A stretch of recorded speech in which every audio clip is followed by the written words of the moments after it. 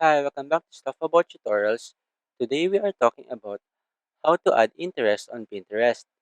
Maybe you want to personalize your feed and explore content that aligns with your preferences. So today, I'm going to show you how to add interest on Pinterest. Check video description and I will try to leave the written instructions. So let's start.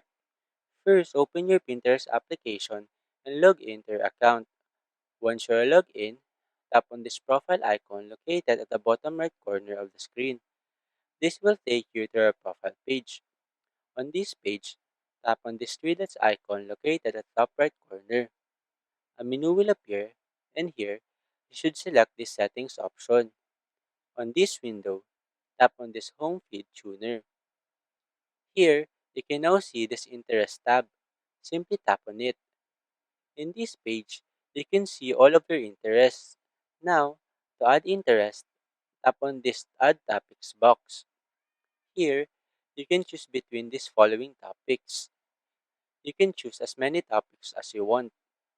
Once you are done choosing, go back to the interest page, and here, you can see that you successfully added the topics that you are interested with.